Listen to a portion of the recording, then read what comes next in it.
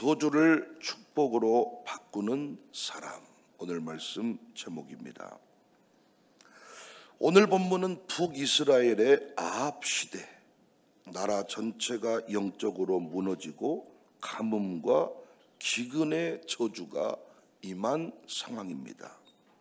바알 숭배가 판치고 여호와의 이름은 잊혀져 가던 때 하나님은 엘리야를 세워서 기근을 선포하게 하셨습니다.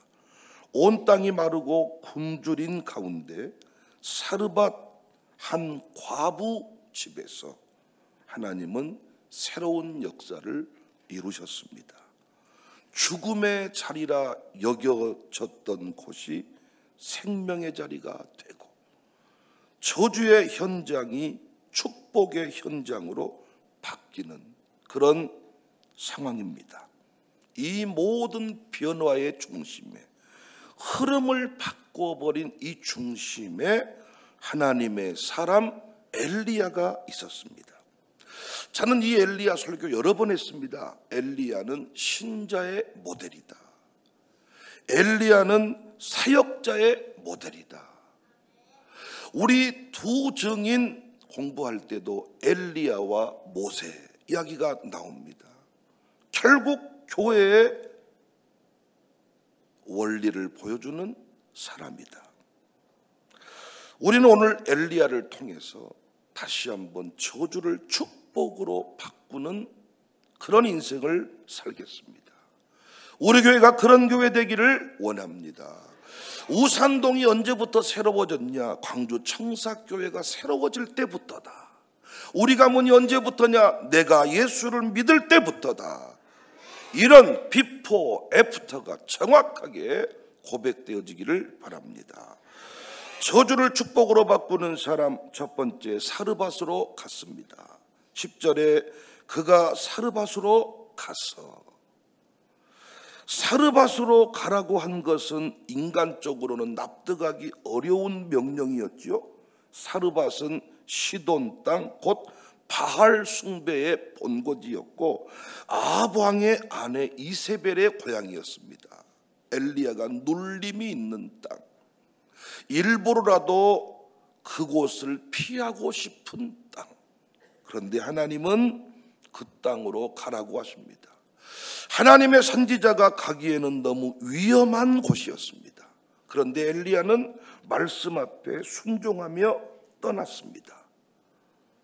주신 자리, 하나님이 명령하신 자리를 영접했습니다. 운명이려니 하며 받아들였습니다. 신자는 눈앞의 상황보다 하나님의 뜻을 더 존중해야지요. 사역자는 안전한 길, 자녀 교육 잘할 수 있는 길을 가는 것이 아니라 하나님이 명령하신 곳에 가야 사역자지요. 그래서 제가 새가족 양육할 때 주의 종 목사에 대해 설명하면서 주의 종은 누구냐? 돈 주면 가고 돈 안 주면 안 가는 사람은 주의 종 아니다. 주의 종은 돈 따라 움직이는 사람이 아니라 하나님의 명령을 따라가는 사람이 주의 종이다. 제가 이 교회에 오게 된 이유를 설명하면서 목사에 대한 오해를 제가 풀어줍니다. 여러분은 주의 종이십니까? 싹군이십니까? 여러분은 참 목자이십니까? 거짓 목자이십니까? 우리 모두가 주의 종, 신학교만 가야 주의 종 아니죠. 하나님 말씀 앞에 순종하는 모든 사람은 다 주의 종. 주의 종으로 부름받은 자의 사명이 뭐예요? 저주를 축복으로 바꾸는 사람, 흐름을 바꿔버리는 사람, 사람들의 입술에 고백을 바꾸어버리는 사람, 하나님의 보낸 자리를 받아들이는 것으로부터 영접하는 것으로부터 그 일이 시작이 됩니다. 여러분, 하나님이 보낸 자리는 뜻이 있습니다. 그래서 이해가 안 돼도 하나님이 가라고 하면 가야 되는 겁니다. 다 몰라도 가야 되는 것입니다. 결국 가보면 압니다. 순종은 입을 다무는 거예요. 따지지 않는 거예요. 하나님은 좋으신 분입니다. 하나님은 살리시는 분이십니다. 하나님이 나보고 가라고 할 때 나를 죽이시려고 보내겠어요? 하나님이 나를 보내실 때 이 교회 망하게 하려고 보내시겠어요? 하나님이 보내시는 것은 그 땅을 살리려고, 나를 잘되게 하시려고, 좋은 것을 주시려고 보낸 겁니다. 그래서 우리는 하나님이 보낸 그 자리를 함부로 내팽개치면 안 돼. 교회에서 자리를 골라 잡으면 안 돼. 내가 가고 싶은 길만 가고 안 가고 싶으면 안 가는 건 그건 주의 종이 아니에요. 너를 통해 살릴 사람이 있으니까, 너를 통해 할 일이 있으니까 가라고 하는 거예요. 우리 교회는 매년 이 훈련 받잖아요. 가정교회라는 시스템 때문에 매년 우리는 파송표를 기다립니다. 매년 전반기, 후반기, 심지어 파송표를 기다립니다. 올해는 훈련 많이 했습니다. 나를 이 교구 목양장으로 보내신 이유, 나를 이 양육사에게 보내신 이유, 하나님이 보내시는 것은 나를 살리고 잘되게 하려고 보내시는 거지, 나를 망하게 하려고, 나를 저주의 자리에 놓게 하려고 보내시는 게 아닙니다. 그래서 우리는 언제부턴가 싸우지 않습니다. 가라는 자리에 가겠습니다. 만나라고 하는 사람을 만나겠습니다. 영접하는 것으로부터 하나님의 부흥 역사가 시작이 됩니다. 우리는 어제도 고려인에게 갔습니다. 고려인들 우리 잘 몰랐습니다. 그런데 그곳에 가서 보니까 알겠습니다. 그들의 정체성이 참 애매한 상황입니다. 이주민도 아니고 그렇다고 해서 우리 동포도 아니고 그야말로 나그네와 같은 사람들입니다. 그런데 누구도 그들에게 관심을 갖지 않아요. 하나님이 우리에게 가라고 하셨습니다. 어제도 행사의 결론이 뭐냐? 청사교회가 자리 절반 이상을 채워줬습니다. 참 횡할 뻔했는데 청사교회가 와서 그 자리에 역사가 일어났습니다. 우리는 다 알지 못합니다. 그러나 한 가지는 분명합니다. 우리가 가면 부흥이 일어난다. 우리가 가면 저주의 역사가 생명의 역사로 바뀐다. 이거 하나를 믿으니까 우리는 가라고 하면 가는 겁니다. 저도 그 믿음 하나 가지고 광주에 왔습니다. 여러분도 그 믿음 가지고 저를 청빙했습니다. 그래서 사역의 기본이 뭐냐? 신앙의 기본이 뭐냐? 영접하는 것이다.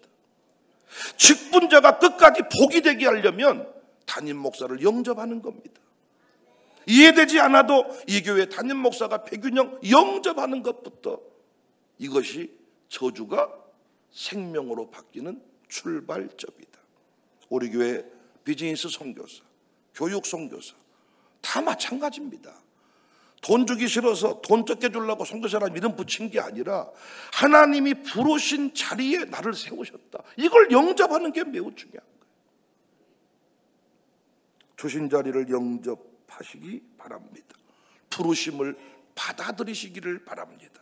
가라고 하는 곳은 어디든지 가시기를 바랍니다. 두 번째, 저주를 축복으로 바꾸는 사람은 두려워하지 말고 말씀대로 하라 했습니다. 13절에 엘리야가 그에게 이르되 두려워하지 말고 가서 내 말대로 하려니와. 두려워하지 말라고 합니다. 그리고 먼저 나를 위해 음식을 가져오라고 합니다. 여러분 이 상황 잘 아시죠? 과부는 어차피 죽는다고 합니다. 과부는 마지막이라고 했습니다. 12절 그가 이르되 당신의 하나님 여호와께서 살아계심을 두고 맹세하노니 나는 떡이 없고 다만 통에 가루 한 움큼과 병에 기름 조금뿐이라. 내가 나뭇가지 둘을 주워다가 나와 내 아들을 위하여 음식을 만들어 먹고 그 후에는 죽으리라. 정말 죽고 싶다는 얘기는 아닌 것 같죠? 죽고 싶은 사람 말 안 합니다. 그냥 죽습니다. 죽어버린다, 떠나버린다, 그만해버린다, 그 말은 힘들다는 거예요. 교회 봉사하고 교회 떠나버린다, 그 말은 힘들었다는 거예요. 떠나버릴 사람은 말없이 떠나버립니다. 요즘에는 핸드폰 꺼버리면 떠나는 거예요. 사랑은 무슨 카톡, 무슨 사랑, 이별도 카톡으로 고하네. 유행어 가사가 있다니까요. 충성은 무슨 충성, 카톡 하나면 교회 떠나는 거예요. 근데 오늘 본문의 과부도 정말 죽고 싶다는 얘기는 아니에요. 그런데 방법이 없다는 얘기죠. 내가 알고 있는 수준에서 끝이다는 이야기입니다. 이때 엘리야가 말씀으로 저주의 논리를 깨버립니다. 여러분, 항상 새벽기도 안 나오는 사람은 논리가 있습니다. 논리가. 그냥 안 나오는 게 아닙니다. 12시까지 내가 일하고 퇴근했습니다. 어떻게 나오라는 겁니까? 잠도 자지 말고 나와요? 11조 안 하는 사람도 논리가 있습니다. 그냥 안 하는 게 아니라 논리가 분명해. 내가 11조 안 하고 싶어 안 하는 줄 아십니까? 보십시오, 목사님. 할 돈이 없습니다. 샬롬 스쿨 교육 송급이 안 낸 사람도 논리가 있습니다. 그런데 엘리야가 어떻게 했다고요? 이 저주의 논리를 말씀으로 깨버립니다. 어디를 가나 그 동네 그 공동체 수준이 있지요. 그 동네 문화가 있고 그 동네 흐름이 있습니다. 우산동의 분위기가 있고 우산동 사람들의 흐름이 있습니다. 삶의 패턴이 있습니다. 베트남 사람들의, 캄보디아 사람들의, 중국 사람들의 삶의 패턴이 있습니다. 그들의 습관이 있습니다. 엘리야가 도전하죠. 흐름을 바꿔라. 12시 퇴근했는데요, 죽어도 새벽기도 나와라. 새벽기도 하다가 죽어라. 11조 할 돈이 없는데요, 11조 바치고 죽어라. 이래도 죽고 저래도 죽은다면 11조 하고 죽었다는 소리를 들어야 될 거 아니냐. 너무나도 잔인한 소리 같지만은 놀랍게 이런 도전을 하잖아요. 다 안 듣는데 듣는 사람이 생겨. 이게 교회가 할 일입니다. 이게 양육사의 사명입니다. 다 안 된다는 흐름을 따라가서 비에 맞춰주는 사람이 양육사가 아니라 말씀의 논리로, 청사교회에서 배운 말씀의 가치로 그 부정적인 세력의 논리를 깨버리는 거예요. 애들은 새벽기도 못한다. 근데 우리는 말씀의 논리로 새벽기도 해야 된다. 그 논리가 깨지니까 오늘 이 아침에도 이 예배당에서 다음 세대의 찬송 소리가 하늘보자를 울리는 거예요. 임신하면 움직이면 안 된다. 아이 떨어지면 큰일 난다. 우리 교회는 반대로 말합니다. 태중에서부터 성령 충만해야 된다. 최고의 태교는 새벽 예배다. 논리를 깨주니까 젊은이들이 도전하고 나옵니다. 애는 절대로 때리면 안 된다. 애는 통제하면 안 된다. 그런데 우리는 기독교육을 통해서 애는 통제를 배워야 된다. 흐름을 깨주니까, 논리를 깨주니까 젊은이들이 도전하고 나옵니다. 물론 다 듣는 거 아닙니다. 그게 싫어서 교회 떠나는 사람도 있습니다. 그런데 분명히 그 도전의 제안 앞에 아멘하며 따르는 사람이 있어. 하나님은 그 한 사람을 통하여 우리를 보내신 거예요. 여러분 가정교회, 여러분 양육사들이요, 다 여러분 좋아하는 거 아닙니다. 목양장들이요, 다 여러분 좋아하는 거 아닙니다. 근데 여러분을 통해 깨어난 한 가정이 있습니다. 여러분을 통해 살릴 한 가정이 있습니다. 그래서 우리는 듣든지 안 듣든지 뭐 해야 돼요? 하나님의 말씀의 논리를 전해야 돼요. 다 없다 그래요. 안 된다 그래요. 그런데 우리는 하자고 합니다. 하라고 합니다. 놀랍게 순종하는 가정이 있다고요. 그거 먹고 죽으나 안 먹고 죽으나 똑같다. 한번 해보고 죽으면 안 되겠냐? 새벽 예배도 죽고 안 해도 죽은다면 새벽 기도하고 죽는 게 낫지 않겠냐? 이 교회야. 힘들죠. 어려우시죠. 나도 어려울 때는 빠집니다. 빠지시죠. 그 양육사가 가정교회를 살려낸 것 같지만 점점 하향 평준화됩니다. 13절에 엘리야가 그에게 이르되 두려워하지 말고 가서 내 말대로 하려니와 먼저 그것으로 나를 위하여 작은 떡 한 개를 만들어 내게로 가져오고 그 후에 너와 내 아들을 위하여 만들라. 이스라엘 하나님 여호와의 말씀이 나 여호와가 비를 지면에 내리는 날까지 그 통의 가루가 떨어지지 아니하고 그 병의 기름이 없어지지 아니한다. 목사의 사명이 뭡니까? 도전해 보라고 하는 겁니다. 선교사가 했던 일과 같지 않습니까? 우리나라 우리 아들 딸들 공부 안 시키려고 그랬잖아요. 근데 송도사가 꼬십니다. 공부시켜 보시게요. 유학 보내보시게요. 새벽기도 한번 해보시게요. 말씀대로 한번 살아보시게요. 주일 성수 한번 해보시게요. 지금 주일날 일해야 되는데요. 주일날 한번 문 닫아보시게요. 계속해서 도전을 하자고 얘기하는 겁니다. 놀랍게 다 안 들은다니까요. 그런데 한 가정이 듣는다니까요. 그렇게 해서 대학 등록한 사람이, 그렇게 공부를 시작한 사람이 우리나라의 근대문화의 역사의 출발 지점이 되는 거예요.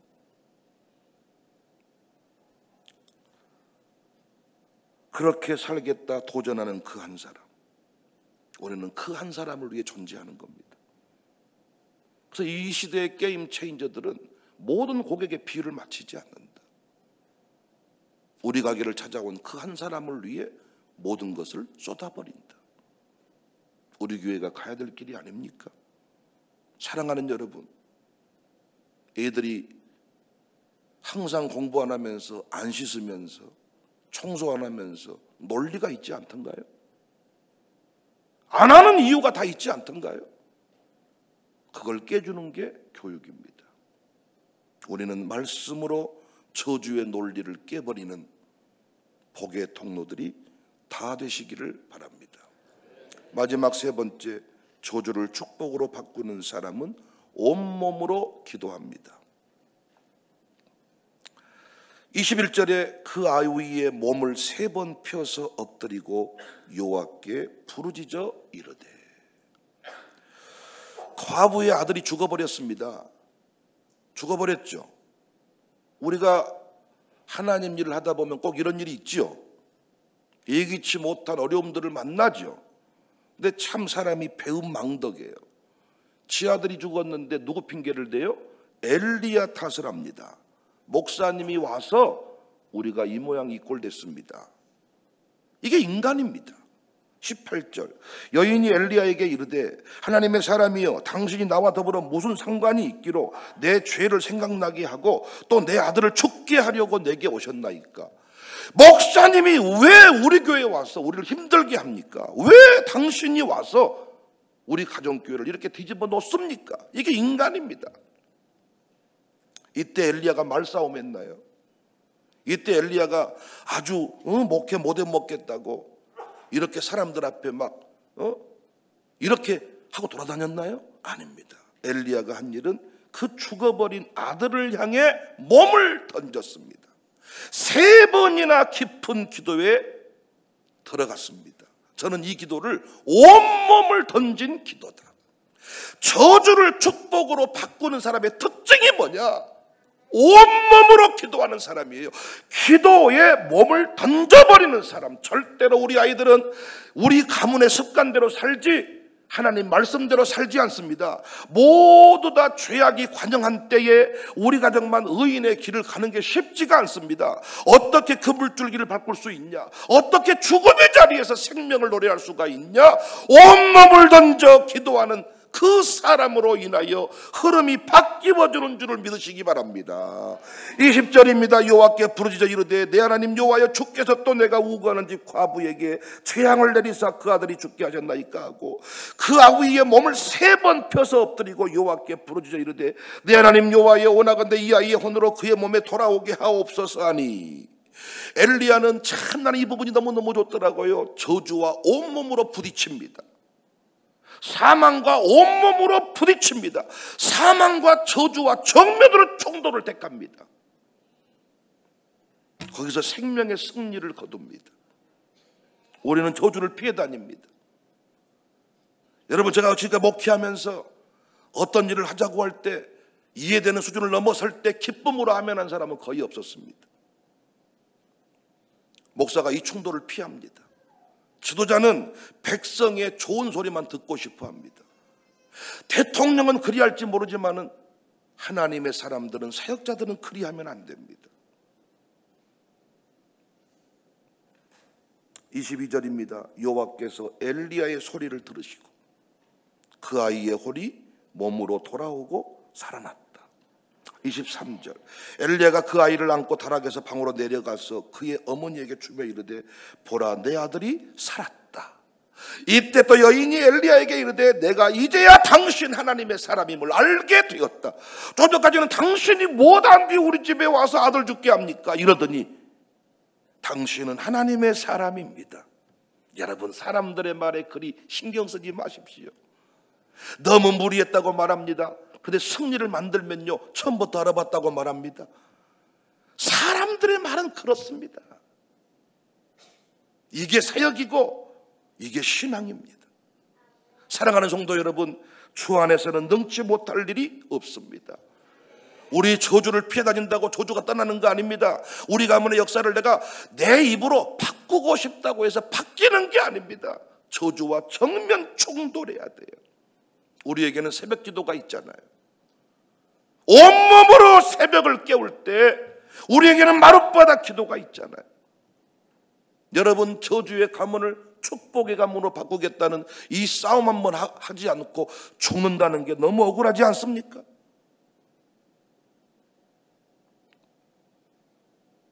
어떤 목사님이 이런 글을 썼어요. 풀장에만 몸을 던지지 말고 기도에 몸을 던져라. 어제도 내가 밥 먹다가 잠깐 영상을 보니까 그냥 막 벼랑 끝에서 한 바퀴 탁 돌고 탁 서가지고 막 밑으로 몸을 던져버리는 사람들이 이렇게 있더라고요. 이런 미친놈들. 이랬더니 은민이가 계곡 밑으로 몸을 던지는 사람들이요, 그곳에서 쾌감을 느낀다나. 풀장에만 몸을 던지지 말고 벼랑 끝으로만 몸을 던지지 말고 어떤 분들은 사우나에만 몸을 던져요. 또 그 목사님이 글을 썼어. 물만 튀긴다, 돈 만든다, 저주의 몸뚱아리를 던져라. 불합리한 그 상황에 몸을 던져라. 모두에게 기쁨이 될 일에, 두고두고 간증이 될 일에 몸을 던져라. 전도가 뭡니까? 묘자리 때문에 망했다고 합니다. 조상 탓을 합니다. 시대 탓을 합니다. 그곳에 가서 우리는 아니다, 묘똥 탓이 아니다, 이제는 묘자리 그만 탓하고 예수님 믿고 인생을 한번 바꿔보자. 누구도 말 안 들은다니까요. 그런데 듣는 한 사람이 있다니까요. 그 사람을 위해 전도대를 만들고 그 사람을 위해 부흥회를 열고 그 사람을 위해서 여러분 문화 해설사를 하라고 하고 그 애를 위해서 드림 라이프 대학에 가라고 하고 그 애를 위해서 K 미션 팀을 만들고 하다 보면 어때요? 돈이 떨어져요. 하다 보면 어때요? 공격을 만나요. 하다 보면 어때요? 아들이 죽어요. 몸이 아파요. 거 봐라, 뭐라고 하디? 안 된다고 안 하디? 아이고 꼴이 좋네. 부흥을 얘기하던데 어째 재정의 부흥은 안 일어난다냐? 그때 우리가 할 일이 뭐예요? 온몸으로 저주와 부딪히는 거예요. 온몸으로 기도하는 거예요. 놀라운 것은요, 우리 교회가요, 온몸으로 기도하는 교회가 바뀌게 된 것은 정말 하나님 보시기에 좋은 일입니다. 우리 수준을 넘어서 버리니까 우리의 기도가 남달라집니다. 사랑하는 여러분, 저도 사는 날 동안 편한 길 가지 않으려고 합니다. 저주의 땅을 축복의 땅으로, 소외된 땅을 하나님의 복음이 왕성케 되는 땅으로, 별 볼 일 없는 가문을 창대케 되는 가문으로 만드는 일에 이 한 목숨, 이 몸을 던지고 싶습니다. 사랑하는 여러분, 지금까지 그리 살아오셨어요. 앞으로도 엘리야의 심정으로, 엘리야의 원리로 저주를 축복으로, 죽음을 생명으로 바꾸어내는 은혜가 있어지기를. 끝낼 테니까 아멘 크게 하세요. 주님의 이름으로 축복합니다.